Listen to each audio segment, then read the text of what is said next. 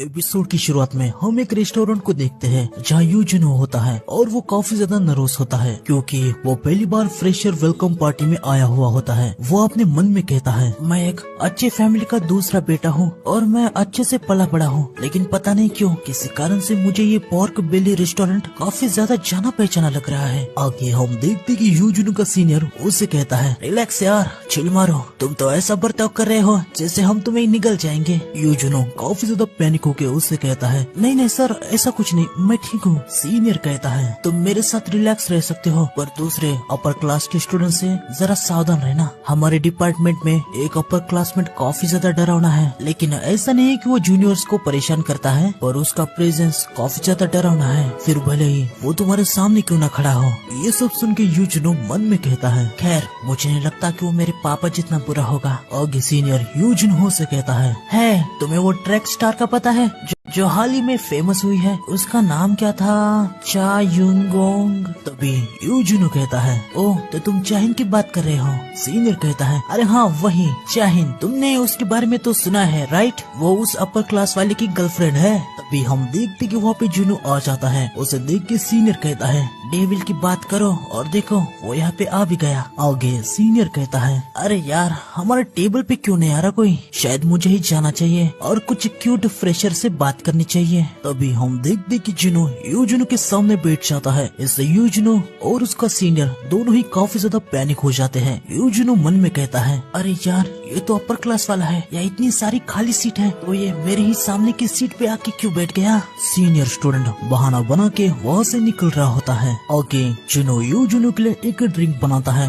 और उसे देता है। यूजुनो मन में कहता है, मेरे पहले ड्रिंक के लिए क्या उसने रेगुलर वाटर के साथ सोजू को मिलाया है? अरे यार ये अपर क्लास वाला तो बहुत ही ज्यादा डरावना लग रहा है, मैं इस ड्रिंक को कैसे पीऊं? मैं तो काफी ज्यादा लाइट वेट हूँ। यूजुनो ड्रिंक को पी लेता है और काफी ज्यादा हैरान हो जाता है। वो कहता है, ये तो बस सोडा है। जुनो और एक ड्रिंक बनाते हुए उसे कहता है, तुम लाइट वेट हो तो तुम्हें अल्कोहल से दूर रहना चाहिए, मैं और तुम बस सोडा पियेंगे। और जुनो तुम मेरे सामने ऐसा नर्वस क्यों हो रहे हो, बस रिलैक्स हो जाओ और मुझसे नॉर्मली बात करो। ये सुन के यूजुनो बहुत ही ज्यादा क्रेजी हो जाता है। जुनो उससे कहता है, क्या हुआ, क्या तुम मुझसे दूर जाना चाहते हो? यूजुनो कहता है, नहीं सर बिल्कुल नहीं। तभी यूजुनो मन में कहता है, इनको सर कहना इतना नेचुरल क्यों लग रहा है, ये सब छोड़ो, इनको मेरा नाम कैसे पता? थोड़ी देर में जुनो और यूजुनो मस्त नॉर्मल होके मजे कर रहे होते हैं। उसके बाद हमें सीधा कुछ दिनों के बाद का सीन दिखाया जाता है। जुनो यूजुनो से फोन पे बात कर रहा होता है। यूजुनो जुनो से कहता है, सर आप स्टडी रूम में क्यों नहीं आए? जुनो उसे बताता है, मुझे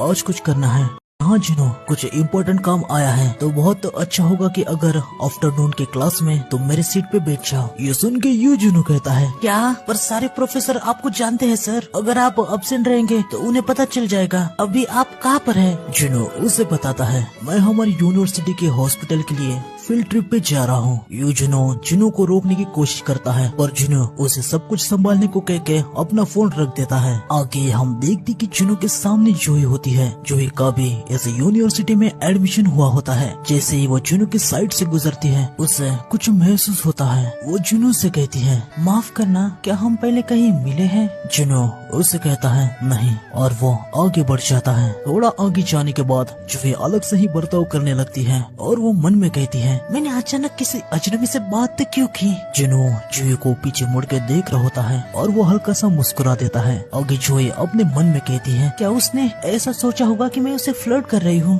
आगे हमें एक हॉस्पिटल को दिखाया जाता है। हम देखते कि यहाँ पे मिस्टर गो एडमिट है और उनकी हालत बहुत ही ज्यादा खराब है। वो वहाँ उन्हें चेक करने आए डॉक्टर से कहते हैं कि आप मुझे उठाने में हेल्प करेंगे। डॉक्टर मिस्टर गो को उठाते हैं। तभी उनकी नजर वहाँ के एक बोतल पे जाती है और ये और कुछ नहीं, होली वाटर ऑफ लाइफ है। डॉक्टर मिस्टर गो से पूछते हैं, सर ये क्या है? मिस्टर गो उन्हें बताते हैं, एक यंग मैन अभी उसे छोड़ के गया है। अजीब बात है, मेरे बॉडीगार्ड बाहर दरवाजे पे है, लेकिन फिर भी पता नहीं कैसे वो अंदर आया और इस बोतल को छोड़ के बिना किसी को नोटिस करवाए यहाँ से चला भी गया। और उसने जो मुझसे कहा उसे यकीन करना बहुत ही ज्यादा मुश्किल है। उसने कहा कि एक ऐसे टाइम पे जो अभी अस्तित्व में नहीं है, वहाँ मैं उसके साथ मौज मास्टर से लड़ा और एक थैंक्स कहने के रूप में उसने ये बोतल मेरे लिए लाई। उसके बाद वो गायब हो गया। उसने मुझे कहा कि अगर मैं इस बोतल के लिक्विड को पी लेता हूँ तो मेरी सारी बीमारियों का इलाज हो जाएगा। ये सब सुनने के बाद डॉक्टर कहते हैं, सर आप इस पे यकीन तो नहीं करते ना? मिस्टर गो कहते हैं, डॉक्टर मैं इस बीमारी से लड़ते लड़ते थक गया हूँ। हम देखते कि mister go holy water of life को ले लेते हैं और कहते हैं, इससे कोई फर्क पड़ता है कि वो सच कह रहा था या झूठ? मुझे आपसे एक चीज पूछने दीजिए, अगर मैं इसे नहीं पीऊंगा तो मैं कितने समय तक जिंदा रह सकता हूँ? ये सुन के डॉक्टर कुछ भी नहीं कहते। आगे मिस्टर गो कहते हैं, इसको पीने के बाद अगर मुझे कुछ हो जाता है तो उन्हें मेरे समाधि पर ये लिखवा दो, यहाँ वो चेयरमैन गुन ही हैं जिन्होंने अंत तक बिना हार माने अपनी बीमारी से लड़ाई लड़ी। ये सब कहने के बाद मिस्टर को होली वाटर को पी लेते हैं और वो डॉक्टर से कहते हैं, अभी मैं रेस्ट करना पसंद करूंगा। डॉक्टर कहते हैं, बिल्कुल सर, अगर कुछ भी प्रॉब्लम हो तो मुझे तुरंत कॉल लगा देना। इतना कहने के बाद डॉक्टर वहाँ से निकल जाते हैं। आगे हम अगली सुबह को देखते हैं। मिस्टर को उठ जाते हैं। उनका दिल बहुत ही जोर जोर से धड़कने लगता है। उनकी सारी बीमारियां दूर हो चुकी थी।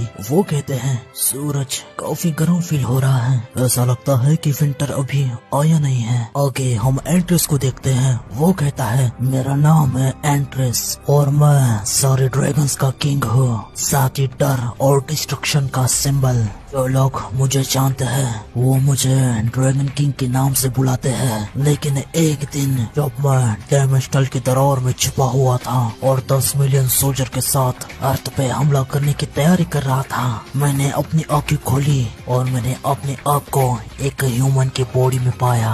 हम देखते कि एंट्रेस जिनो के बॉडी में होता है और वो मन में कहता है, ये ह्यूमन इतना कमजोर क्यों दिख रहा है? इस ह्यूमन का नाम संग जिनो है और ये साउथ कोरिया के देश में एक ई रैंक का हंटर है। आगे हम देखते कि एंट्रेस जिनो की मेमोरी से उसके बारे में सब कुछ जान लेता है, जैसे कि जिनो इतना वीक होने के बाद भी हंटर इसलिए बना है ताकि वो अपने माँ का इलाज कर पाए। अभी जिनो को एक कॉल आता है। आगे हमें पता चलता है कि ये कॉल जूही ने किया होता है। वो जिनो को रेड के लिए लेट होने के कारण डांट रही होती है। एंट्रेस को कुछ भी नहीं पता होता कि जिनो कहाँ जाने वाला था, इसलिए अपनी पावर का यूज करके वो जूही को ढूंढ लेता है और अगले पल हम देखते कि वो जूही के पीछे आ जाता है और उसे कहता है, क्या मैं लेट हो गया? जिनो के ऐसे अचानक से आने से जूही बहुत ही ज्यादा डर जाती है। आगे हम देखते कि यहाँ पे किम संग चिन और बाकी वही पुराने हंटर्स होते हैं। ये कहीं और नहीं, उसी डबल डंजन गेट के अंदर जाने वाले होते हैं। ओके, एंट्रेस एक कॉफी शॉप वाले से कॉफी मांगता है। कॉफी शॉप वाला उसे कहता है, सॉरी कॉफी खत्म हो गई। एंट्रेस उसके हाथ से उसकी कॉफी ले लेता है और खुद ही पी लेता है और उसके बाद वो काफी क्रीपी तरीके से हंसने लगता है। जिनो का ऐसा बर्ताव देख के सभी हैरान रहते हैं। आगे हम देखते कि यहाँ पे मिस्टर सॉन्ग भी आ जाते हैं और उसके बाद वो सभी डंजन के अंदर जाने लगते हैं।